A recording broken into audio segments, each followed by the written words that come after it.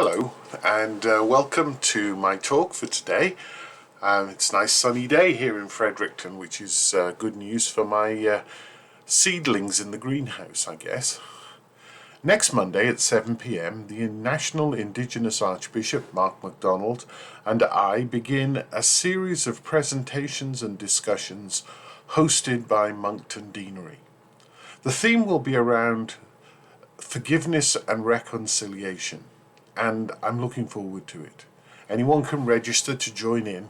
It will be on Zoom in a webinar format.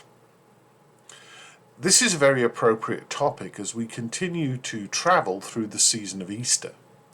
In our Christian story, there's a major issue which is less and less polite to mention: sin. We tend to think of this in terms of personal misdemeanors, and they are part of it, but it's much bigger than that.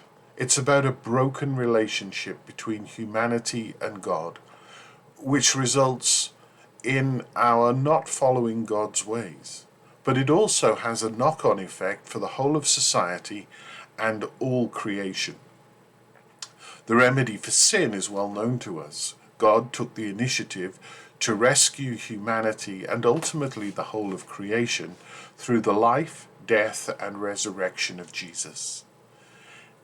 It is this that gives us the opportunity for everything, including humans, to be restored to the right relationship with God. Individually, we're called to turn back to God in sorrow for the ways the broken relationship with Him has shattered God's image in us and led us to sin. It is through this that we're reconciled to God. One of the signs of this change of heart on our part, which is a movement into new life, is baptism. As St. Paul tells us in Romans 6:1 and the following verses, we are baptized into Jesus' death and thereby raised to Him into newness of life. That is one aspect of baptism. But the other is incorporation into the body of Christ, the church.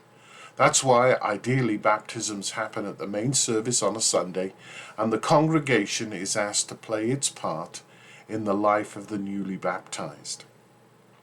The death and resurrection of Jesus is an act of reconciliation, leading amongst other things to a new life lived in fellowship with each other and others through the church. It is the task of the church to carry the message of reconciliation into creation as we live the new life. It's at this point that we begin to wonder how this is accomplished. I recently met with some members of a congregation who asked me that very question.